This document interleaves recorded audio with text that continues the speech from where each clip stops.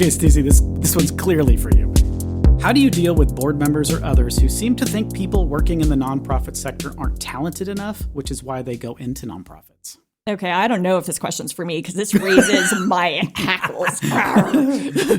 I'm feeling very angry because we've all experienced as people that think, oh, it's like people who are lesser than or not as qualified or not as smart or whatever stories they have in their heads. And it's really annoying.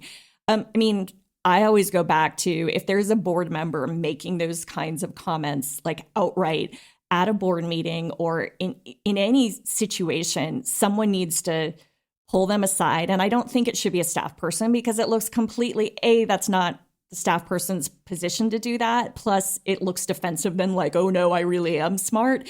But I think there's an opportunity to share with the board chair or somebody like, hey, we're getting these comments from this person and it's really just kind of offensive. And you need to have a conversation. That's like a very direct approach. I also think there's softer approaches that maybe it's just some you can always go at this with some questions when someone says that, and ask, so why is it seems like you've got sort of this picture in your head of the nonprofit sector. I'm just curious to know where that came from. And then like I would wow them with stats, right? Like, do you know that 10% of the American workforce and private workforce is actually made up of nonprofits? And do you know, like, we are, contribute this much to the gross domestic product? Like, I think there's ways to sort of pepper in some things that, or like, something that might make the person go, oh, I didn't realize this was as big a deal. But at the end of the day, like, it's going to come across. I think it comes across if you're a staffer.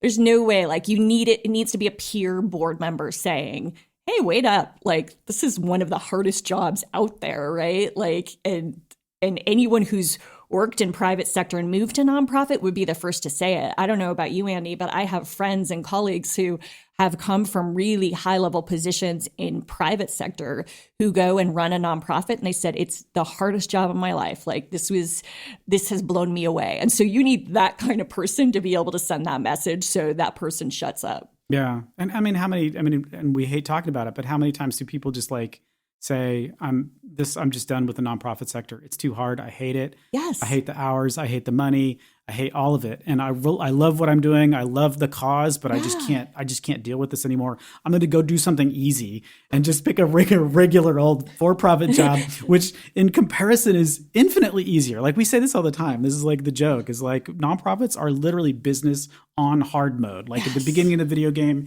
you select easy, and that's not a nonprofit, or you can select hard because it comes with so much extra baggage. And I think your point that you need to have a peer explain it to this person is the right way to go. I think that's the only way you're going to solve it. I think maybe thinking about the underlying reason that they have that feeling it might be instructive and make you not be so worried about it. Like, not let it bother you as much, because what they're confused about is because you're doing something that's has some sort of positive benefit for the community. Like, you're doing something good. And there's this weird, like, confusing feeling about things that are altruistic, that if you're doing something good, you have to be doing it and expect no reward for it. Yeah. Because if you're doing it and expecting a reward for it, like, for example, being paid, that you're doing it for the wrong reasons. It's like it's a dissonance between I'm being generous and I'm helping the community, but by asking for money to do that, just because it's an actual difficult job, like, that's hard for people to put those two things together and not feel like they're getting scammed, or there's a dissonance there.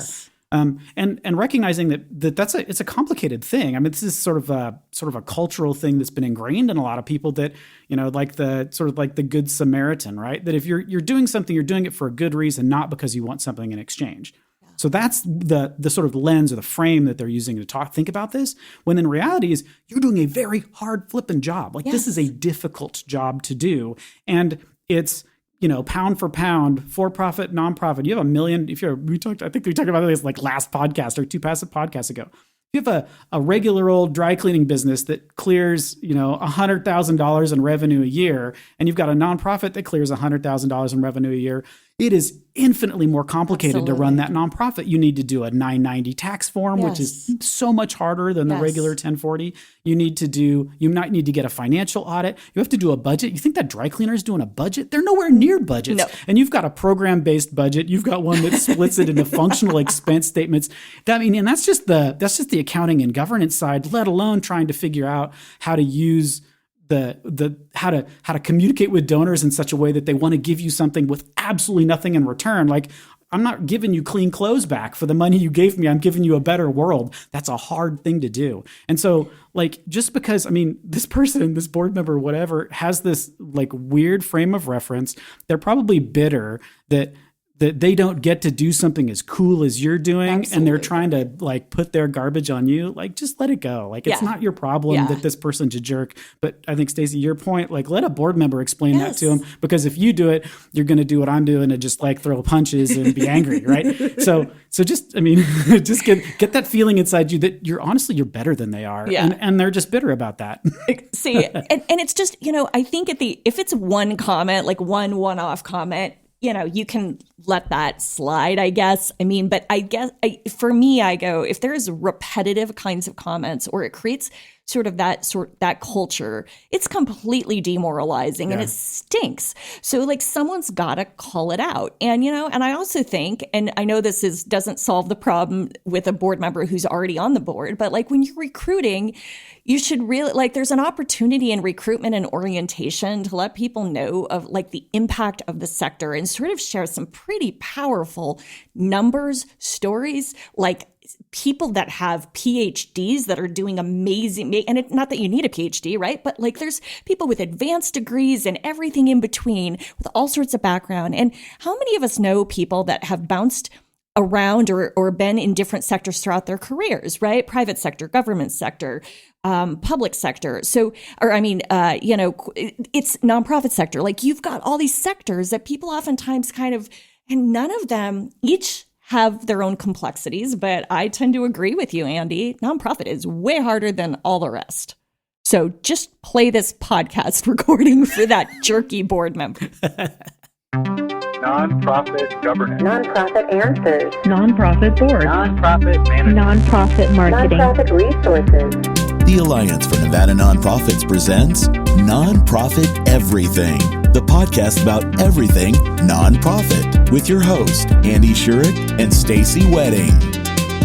Welcome, and thank you for joining us for another episode of Nonprofit Everything. You're in for a treat. We've got lots of great questions. And speaking of questions, as a reminder, you can always send us a question. You can tag and find Andy and I. You can track us down on the nonprofiteverything.com website, connect with us on social media. Or if you want to go old school, you can even call us at the new number for this, which is 702-900-4656. That's 702-900-4656. We can't wait to hear from you. And thanks to all of you for listening. And thanks to Anne for making all of this possible.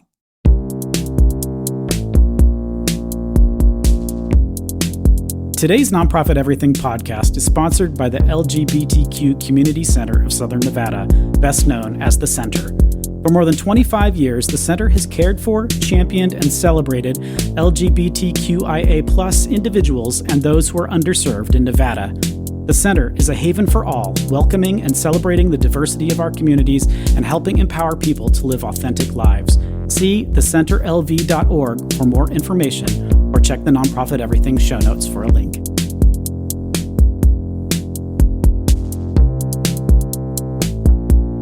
It seems like so many people and organizations are creating podcasts these days. Our nonprofit has been toying with the idea of creating our own podcast to really position ourselves as experts in transitioning teens to adulthood and independence. What recommendations do you have for getting started? Anything we should be cautious of or consider before taking the plunge? Oh, I think, Andy, you and I have a lot of advice on this one, don't we?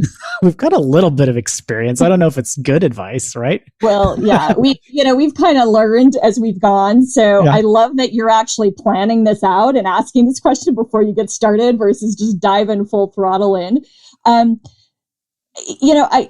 got a few thoughts, like one of them being, one thing I would ask you is like how this fits into your overall marketing plan, because I find the tendency, as so many organizations get excited by the bright new shiny object, right? Or sort of this whole FOMO thing, like they don't want to miss out, fear of missing out. And so they see, oh, podcasts are like the rage. So now we're going to do a podcast. And so I guess I would say to really think about the existing channels and sort of marketing channels you're using, what's working with them, what's not, and whether adding yet another channel to reach people, which of course you still need to promote and get people to actually listen to, is really the best strategy. I mean, it could be, and obviously you're thinking through this, but I think doing a little bit of analysis instead of continuing to add things to your plate is one thing I would just encourage you to do if you haven't done already.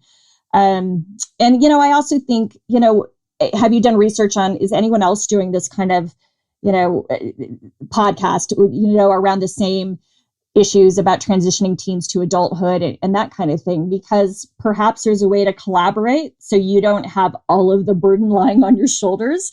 It's a lot of work, right? And Andy and I always say, creating, thankfully our content, we don't have to create from scratch, or we don't have to prepare all of it, because you all are kind enough to ask us questions that then we answer. But we still have to actually do the work to get you to ask us the questions and to prepare.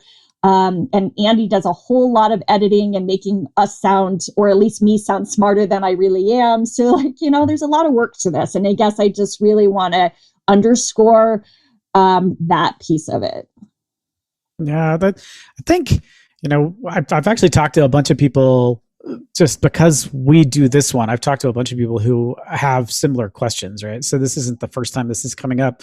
And a lot of the questions are sort of technical things, and, Google's your friend. There's lots of communities of people that are already doing podcasts that can kind of answer all of the technical questions, like how do I not sound terrible?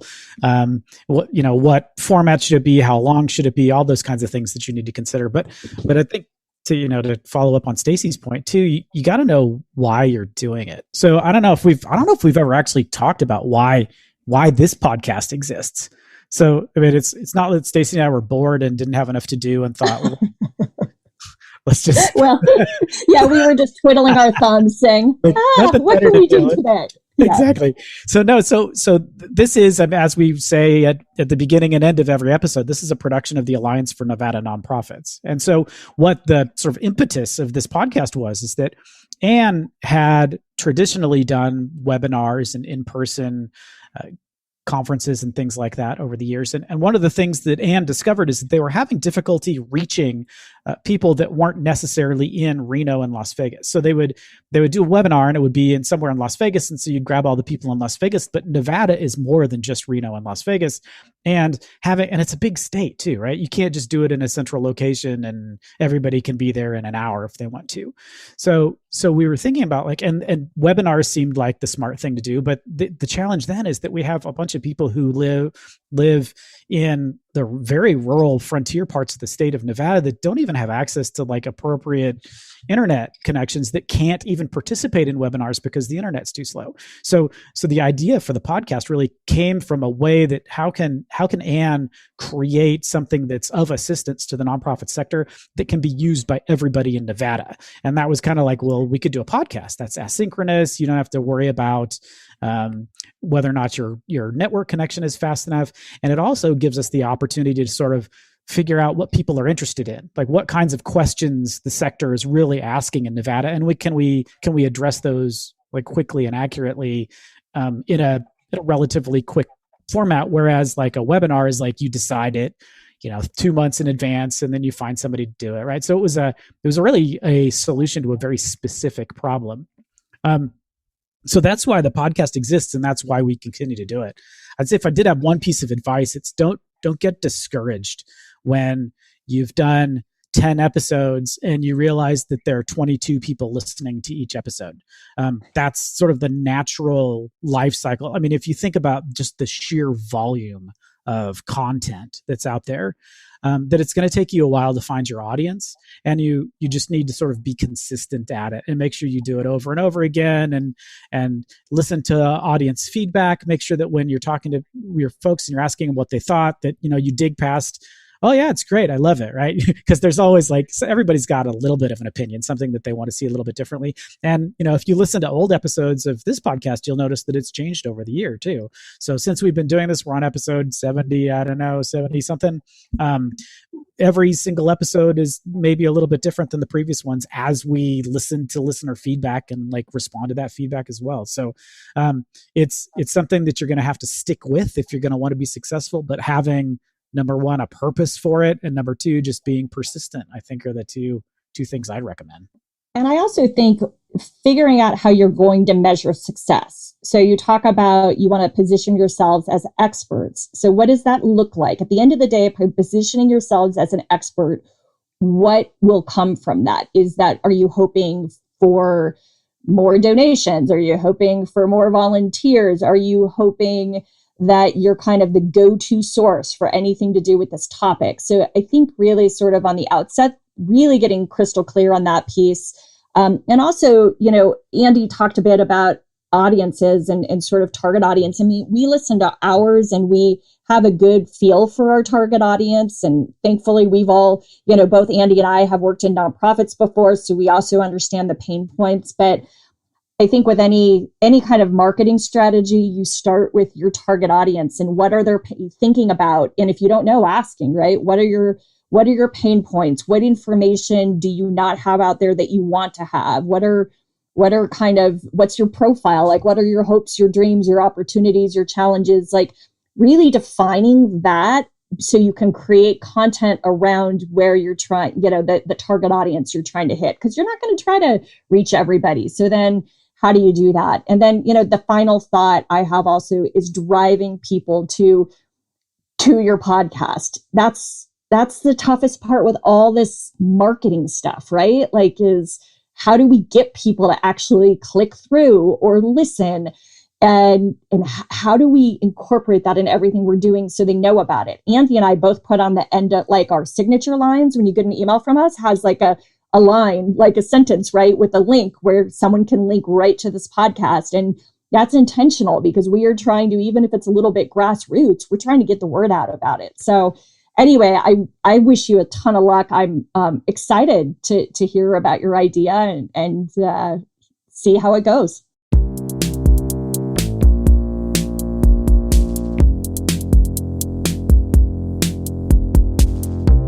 We are a small nonprofit with a budget less than $250,000 a year. Our board is wondering when we should get an audit and what the different levels are.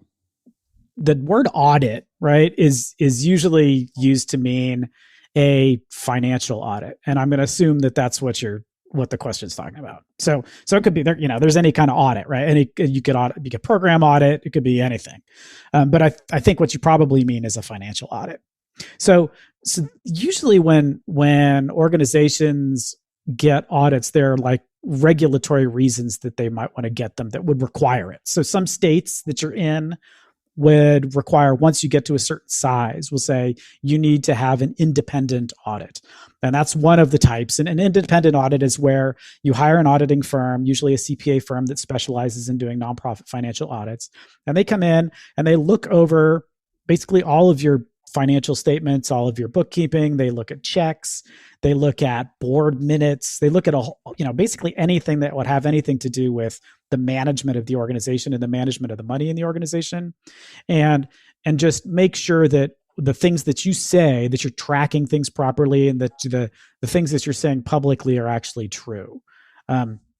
It's called independent because they're coming in as sort of a third-party expert. They don't work for you. They're just coming in as a third-party expert to advise your board and give your board, here's what we found. Here's the financial statement audit. And there are lots of different levels within that as well. Some really big organizations can do their own financial statements. They can do their own financial statements. They can do their own 990. They can do their own sort of financial packet with all the notes. And then the auditor is coming in and truly just auditing all of that work and making sure it's accurate. Smaller organizations that don't have the internal capacity to do all that work may rely on the auditor then to even just generate those annual financial statements. So it kind of comes as part of the whole package process. As they go through all the checks, they go through all the payments, your bank statements, all that kind of stuff, and then they'll generate that stuff for you based on what you've put in your bookkeeping system. So that's generally the independent audit, and that's kind of, when do you want to get that one? Number one, I would say you would get it when it's required by someone. Funders frequently want to see an independent audit because they want to see that you're doing things right, and that audit says, yep, they've got their ducks in a row. They're not hiding money. They're not cheating. They understand what the rules are. They've got proper governance. It's like a good sort of seal of approval from an external source that says, yeah, they've kind of got their act together. And so one thing I would hop in and say, because I know there's funders who say, some are, pretty strict with that rule, right? We want to see this independent audit, and others are a bit flexible. And so sometimes you might also want to check with the funder if there's any flexibility in that, because that's when it gets into, and I'm sure Andy's going to touch on this, right? But sort of a financial review or a financial compilation, like something that's a little bit less rigorous, and not as expensive, because financial audits are expensive. And especially for a budget that size, my gut as a non-finance person says, oh my gosh, don't do an audit if you're that small. That's a lot. That's a huge commitment. And I get that boards want to exercise their fiduciary, responsibility, and that's important. But perhaps, and Andy, maybe you can respond to this, but there's other ways for boards to do that don't require you to pay a steep fee for an auditor.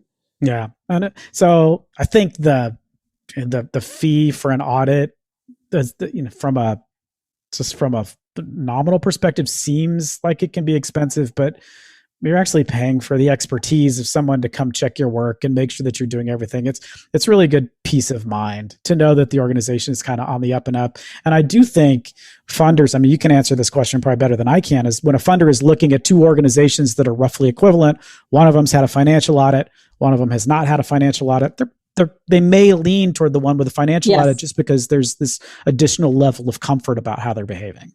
Totally agree. And the other thing to note, back to sort of if there's sort of when it's mandated that you get an audit, one thing to make note of, because it used to be 500,000 and I think it got raised recently, or I don't know when, but to 750. But nonprofits that expend more than $750,000 in federal money they're required to obtain a single audit. So that's one thing. Also, I don't know how much, and obviously your organization's not at that threshold, but for other listeners, that's another sort of gut point, checkpoint to look at. So. Yeah. So if you're expending $750,000 of federal money and it's not from a single grant or a single agency, it could be from spread across multiple agencies. So if you're getting it from the USDA and the Department of Education and some other department, and that all together aggregates to $750,000, then you need to do what's called a single audit. But it's just a federal audit of those particular programs. And that's in addition to, usually you would never get a single audit and not have a financial audit too. You gotta sort of have to do both. They sort of stack onto each other. But on the other side, as Stacey mentioned, there are some products that an accounting firm can provide you that are not as rigorous as an independent audit. And so the first level is called a review. So what a review is that they look at your financial statements to just make sure that they conform to generally accepted accounting principles or GAAP. So they look at that. They got similar goals, but it's not the same level of rigor. They're not going to look at check stubs. They're not going to go through all of the supporting documentation to make sure that all rolls up to it. They're really looking at it to say, yep, that looks like financial statements to me and things seem to be where they're supposed to be. And also your math is right? That's about the level of that. A compilation is just like a little bit higher than that, where they may look at source documentation, but they're not going to be looking at things like internal controls, where like a full independent audit, they're going to spend an awful lot of time. And this is where a lot of the value comes in, is like here's all the ways, just so you know, here's all the ways people can be stealing money from your nonprofit. Like that's a useful thing to know. A compilation is going to give you like not that. So the full audit is, I mean, in my opinion, that's kind of where, if you want somebody to look at your books and make sure that they seem right, a review or a compilation might be useful to you. I think, my opinion, where all the value really comes in is that independent audit. And a lot of times what comes with the independent audit is the auditors will give you what's called a management letter. So there's the audit findings letter, the audit letter, where they'll say like everything, we looked at this and, management is responsible for all of it, but we looked at it and our opinion, this represents what we think we saw. This is right. This is what we think we saw, is what they say. But then the management letter is this additional thing that goes to the board and to the staff and isn't public. Even if funders want to have it, you can say, no, thank you.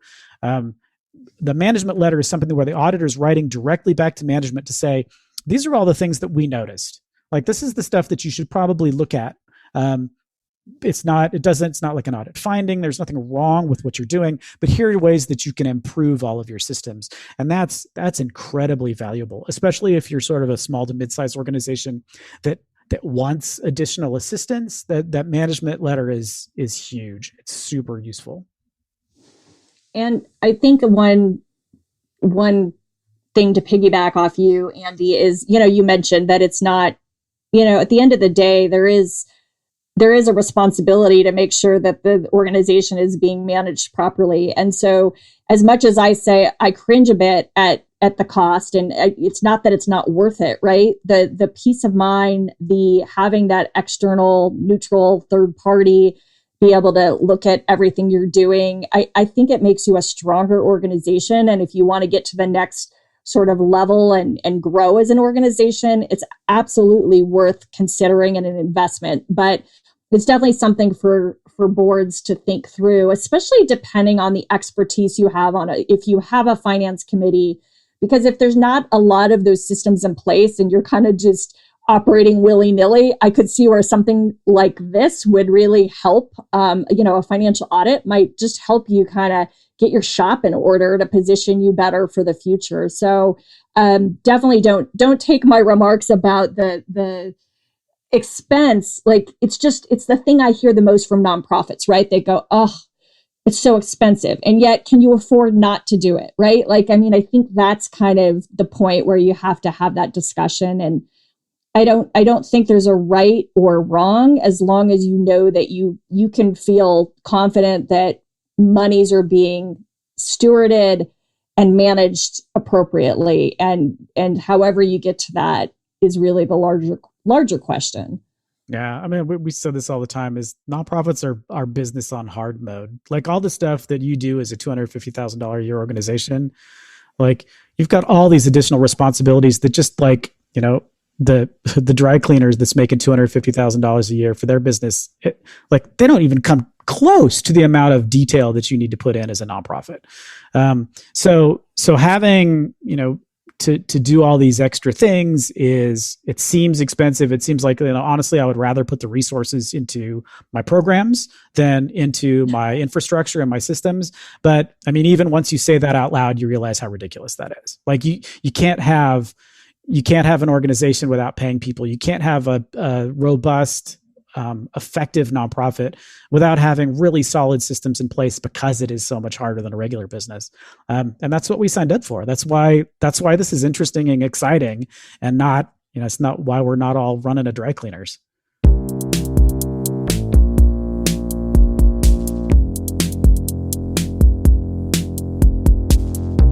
Cue the sad music. You made it to the end of another episode of Nonprofit Everything. Stacey and I thank you so much for listening. If you want to support the podcast, the best way to do that is to become an ANN member. So go check out the Alliance for Nevada Nonprofits.org, or check out the Nonprofit Everything show notes. You can also send us questions. We really appreciate your questions. And we'd also like to thank NV Energy for letting us use their recording space, which is why we sound nice once again. Thanks for listening. See you in a couple of weeks.